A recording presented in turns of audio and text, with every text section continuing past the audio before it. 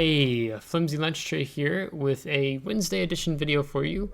Originally, I would have had the part 4 to the new player guide series up, but I tried to do the recording live, then I was going to upload to YouTube, but both my NA server and EU server are lagging super bad, and I've done a bunch of things with my internet, and it doesn't seem to be correcting the problem, and I can work online, but when it comes to actually having the bandwidth or capability to play a game live, it seems incompatible right now.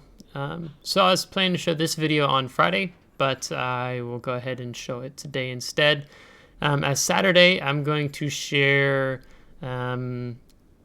my upgrade in Commander build on the Iowa for Saturday. So just decided that just go ahead and do this video today instead. Now this was a battle, let's see, how do I phrase this? This battle, it's not like I had a fantastic battle. There's not a lot of necessarily exciting things that happen in this battle. But more what I want to illustrate with this battle is knowing when you need to disengage and when you can re-engage in a fight. Because this is a battle on this flank where we are going to lose this flank completely. And then basically, as was a Jack Sparrow, says, like, as you say, something like, so run away so we can fight again another day, something like that. But it's the last half of this battle is going to be the one that has the most impact on how we're able to contribute in helping our team. As this battle was pretty close, but we were able to make a comeback right at the very end. So I'm just going to kind of talk through what I'm doing right now in Iowa. She's a tier 9 Texture US battleship, and she has some amazing accurate guns. I really liked the transition going from North Carolina to Iowa, and also Iowa is known for having pretty good speed. But here I'm just kind of supporting from a bit of a distance right now, switching shells around, seeing what's going on here. We've got this, let's see, there's Ohio, and then, yeah, is that Georgia? Yeah, the Georgia. And then there's going to be, I think it's a Monarch that shows up. And we have these 2 destroyers, so unfortunately we're going to eat one of these torpedoes on the nose. Just kind of stopped in a bad spot, not in that window. Basically what I'm doing here is I'm waiting to kind of find out what's happening on this flank. There's no need for me to push into 3 battleships and what I believe is 2 destroyers at this cap. It's not wise of me to do that. So for me, Iowa is a mid to long range, preferably mid-range battleship. And right now I'm fighting, I would call in that mid-range, and trying to get some accurate shots on. So I'm waiting for this Georgia player to turn out, and he does make the turn there. So I'm really confident that at least some of these shells should land. And instead we bracket him on all 3 sides, port side, starboard, and the stern of the ship. Classic. But RNG is going to tip back into our favor here before too long. Now we do have a battleship who's pushing in, a little too aggressive. We've already lost a destroyer. Enemy team has now lost a destroyer. I go ahead and pop my spotter plane because I want to try to see up over the islands here. And I'm hoping to get a shot on the Monarch, but he starts turning in. I think he knew he was showing a little bit too much side to some of the battleships. Now, even though I'm using these 2 front turrets, I can still get my rear turrets into action, or rear turret. And so I'm looking to nail this Iowa on the other side. So that's what I like when not only am I paying attention to what's happening to the battle in front of me, between these battleships, but I'm also seeing what's happening behind me. Or not behind me, but off to the side, and how can I get that rear turret in the battle. So almost 5 minutes have passed, and you can see we really haven't done a lot of damage. It's kind of a slow burner, if you will. We got this Ohio. I've run into the Salty clan, but with an A. And usually I've noticed they're pretty good players, so I know to be aware of what's going on with this Ohio player. And looks like they're going to push up the 1 line. So I want to go ahead and maneuver into position of how to deal with that if they do push up the 1 line, because Georgia is a really good battleship for this. And since I have these islands kind of between me and Georgia and the Ohio, I don't mind taking the shot. I feel like I can comfortably do it. But these shells are going to land behind.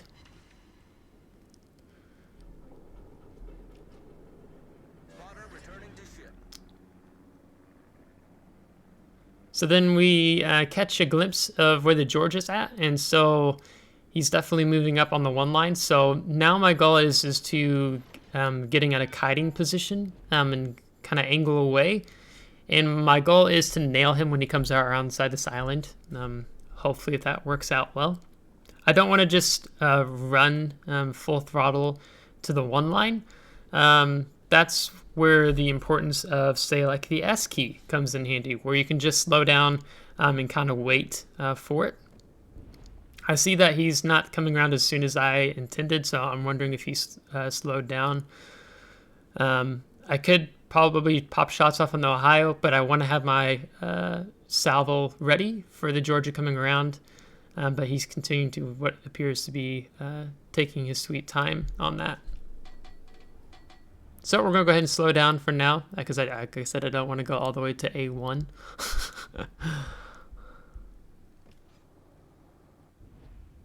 And trying to see if maybe I could get a shot on the Ohio, because that's what's kind of uncomfortable for me. Myself personally, I didn't like the first 10 minutes of this match for myself, because I felt like I contributed so little. Not being able to push closer to the cap because all of our destroyers on this flank died, so they have no screening. So it's just not ideal for me. But we do catch this Monarch moving along, and so I get the rear turret off. And we get a Citadel. So that salvo we missed earlier on the Georgia, we get one of our turrets and we get a Citadel back. So now I don't feel as bad at this point. So I'm still wondering if maybe I can get a salvo over the island. He's kind of probably a little too far forward, but we're just going to try regardless. Now our Lion is pushing in. He shouldn't be pushing in at this point, because now I can't back him up because I'm more in this kiting away position. And because I'm playing with my speed and slowing down and so forth, it's going to throw off some of these salvos from the Ohio. So that's one of the benefits of doing this type of maneuver. So maybe we can get one in on him. And we got this Cyclone pushing in. So I actually wasn't paying attention to the kilometer shrinking. Oh, and the Monarchs come back out now. Let's see if we can finish him off. Because otherwise I would actually start reversing so I can get in closer. Our Yamato finishes off the Monarch, so that works out well for us. And kind of being in this position, I'm trying to see if I can get possibly some good side shots in on this Georgia. Again, we ducked a salvo from the Ohio because we're continuing to play with our throttle. So that's working to our advantage. Lining up a salvo now. Let's see what this does. Being mindful of the island in front of me. Not bad. I think just a little under 10,000. And then he goes dark because the Cyclone. And we've got this Holland here too. So I need to move. If the Holland has dumped torpedoes on me, just sitting still is not going to be smart. But I'm imagining he's probably dumped them in on the Lion. Again, it wasn't wise for the Lion to move in like he did because, one, I can't support him with the Cyclone closing in, and two, with having destroyers out and about, that is not good either. So, it's almost, it's going to be 10 minutes is going to pass by before I'm able to really interact and do anything or contribute a whole lot, per se, in this battle. So, again, it was a slow burner, kind of frustrating, but the last half of this battle is where things are going to change. And And you're going to see the difference here.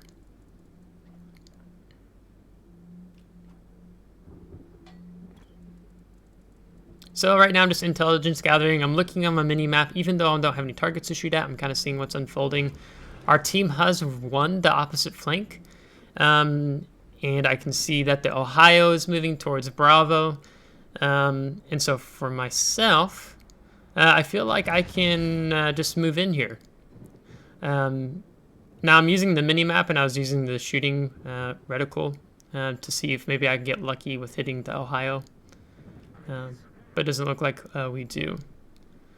So originally my goal was thinking is like maybe I just move along the BC line more towards the rest of my team. But then I get detected.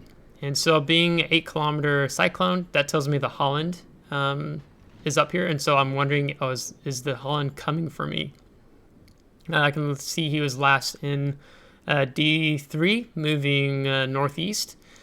I'm still detected, but I don't see him yet. And so then I decide now's the time to make the dive south. Maybe I can catch him off guard. And we had Ohio shells coming in. And so we actually avoid that salvo. And he can't even see me. But that was just him using, like I did on him, the shooting reticle on the mini map. And he actually got pretty close. If we hadn't turned, we would have probably eaten a good chunk of damage there. Now the Georgia's down here somewhere too, so not really sure where he is positioned. And there he is. And so he's firing HE at me, and 2 fires. So we're gonna just instant damage control party that.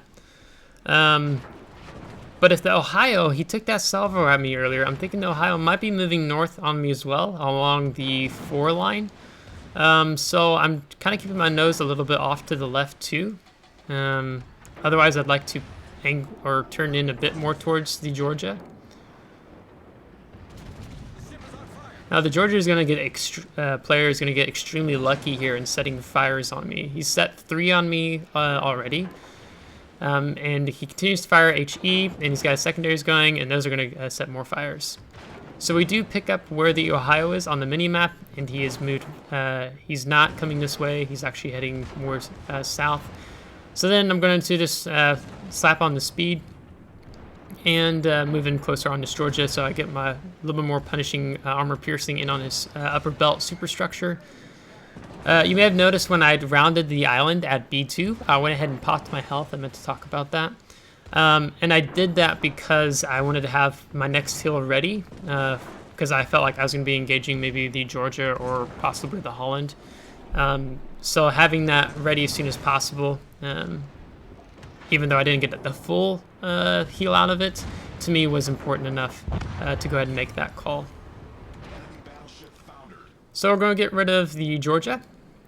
The Holland is just nowhere in sight, so it tells me he's either moved off in the direction of Ohio, or maybe he's circling around back in behind our Charlie cap. Maybe he's wanting to go that direction, or he's CV hunting, possibly.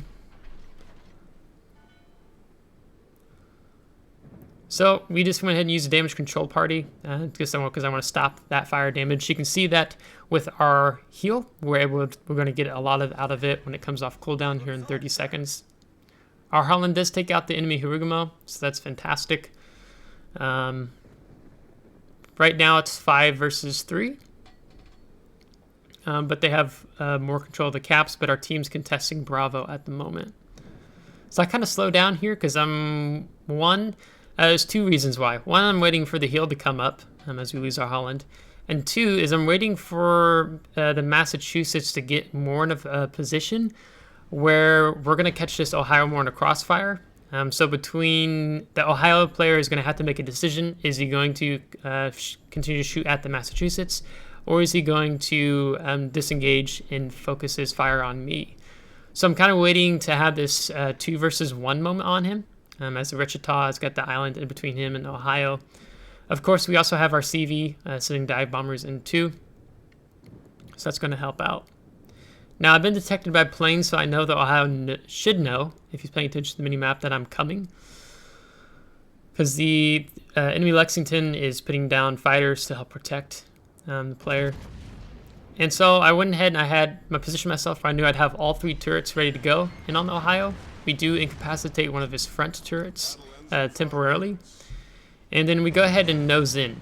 Because I'm thinking that the Ohio probably is going to switch fire to me. But it's actually going to take me a minute to realize that he's going to stay focused on firing at the Massachusetts and just let the secondaries work me over. So then once I realize that his turrets are facing the opposite direction, I am going to get all 3 turrets working over on the Ohio.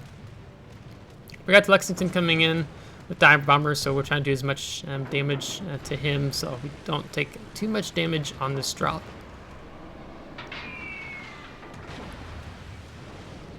So our heal is going to be coming off cooldown in 10 seconds, and that's when I noticed that the Ohio player is not paying attention to me, so I'm going to turn and get my rear turret on him as well.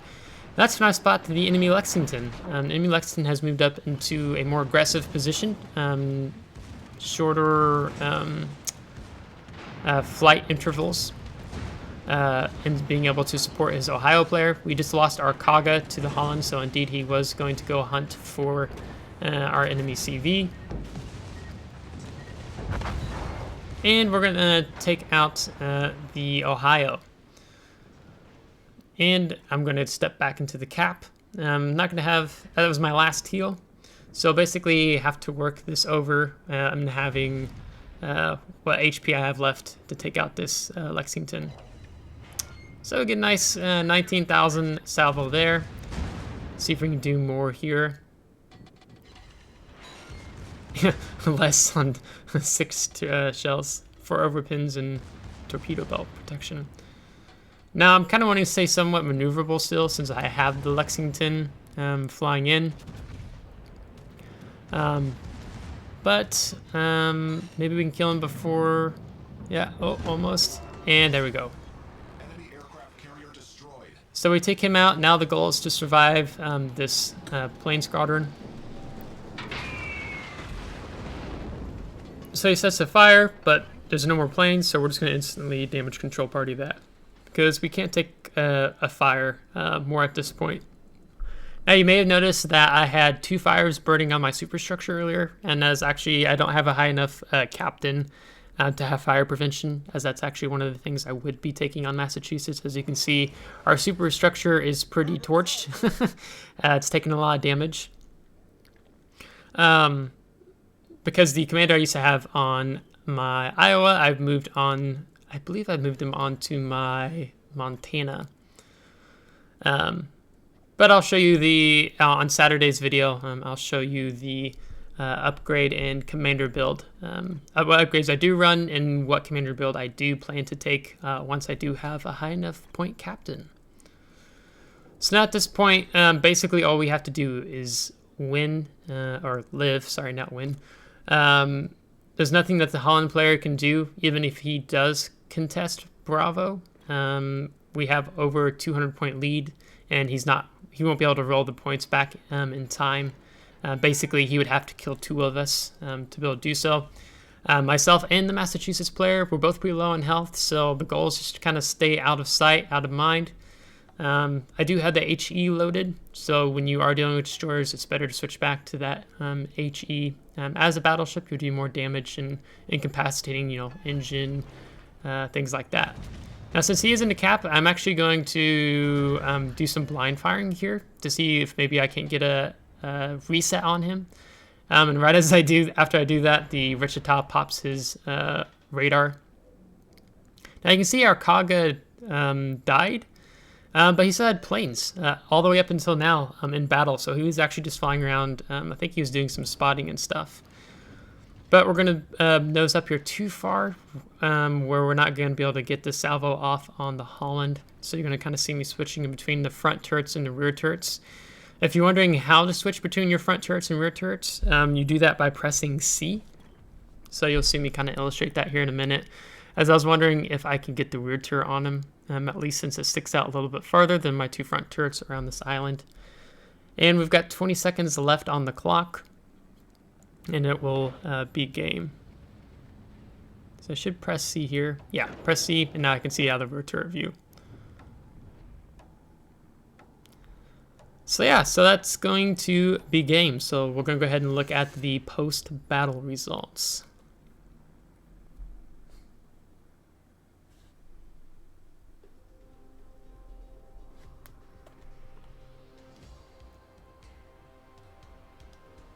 Once it loads and finally gets there. So it's going to give us 329,000 credits, over 8,653 experience, over 540 or 542 free XP, Dreadnought, Close Quarters, and Fireproof, with 143,000 damage, 2 destroyed, 2 citadels, and assisted capture. We're going to rank second on the team, behind the Holland on our team, with 2,056 base experience. So even though that first 10 minutes we really didn't do much, but the last 10 minutes, or I guess 8 minutes to be honest, is what really counted in being able to help our team come out on top there. You can see most damage we did was between the Georgia and Ohio, as well as a fair chunk in on the Lexington. And let's see, what was our potential damage? Was it 1.6 million, I think? 212,000 credits with premium count, and so you can just kind of see the comparisons there with and without the premium. So yeah, so overall, what I just really wanted to illustrate with this battle, in the first half of the battle, I was critical of myself because it felt like I wasn't contributing much to the team.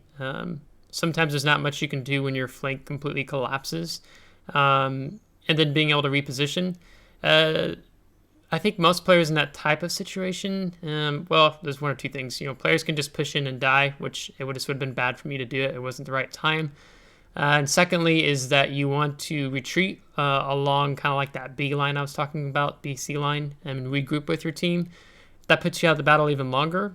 But what the genius was about staying in that position that I was in, and then eventually, you know, being detected by that Holland and then pushing south, is that I was able to set up a crossfire. We kept the Georgia from engaging, enemy Georgia from engaging with our team. Then we pushed in. We was able to get that crossfire set up on that Ohio player between myself and the Massachusetts, and being able to chunk him for damage. And then we just stumbled upon that Lexington player. He's in really bold position, but Cyclone, I don't think he was expecting me to just pop up like that so close. So kind of caught him off guard there. But I guess what I really want to illustrate with this battle is the timing of knowing when to push in and when not to. As you can see, if I would have done so towards the beginning, that would have been bad. But then also with the Lion, I didn't realize he was just going to charge in after I disengaged, or maybe I would have stuck around and tried to help support him more. With Cyclone closing in, that didn't help him or be able to, or myself to be able to support him. And then still pushing in right at that moment would have been bad because you have the Holland, you have the Georgia, you have the Ohio, and then you have the Lexington with sending some planes in as well. So me pushing into 4 of that would have been bad. So we took some time, we disengaged, and then we came back in, and then we were able to make this impact. So I guess don't feel hard or critical of yourself if you do have to have this. I mean, I've watched Unicum, Super Unicum players, WoW's YouTube content creators who sometimes they play for 10 minutes in a battle and they get hardly any damage. Maybe they don't even break 30,000 in the first 10 minutes. And then all of a sudden, later on, they're able to contribute much more due to whatever's happening in the battle. So if you liked today's video, give it a thumbs up. If you didn't, give it a thumbs down. Subscribe if you want to see more. And if you have already subscribed, thanks. Really appreciate it. And again, this coming Saturday, I will have an upgraded commander build on the Iowa, illustrating a couple different options one could go with. And then I'll have the part 4 to the new player guide series up on Friday. So until next time, take care.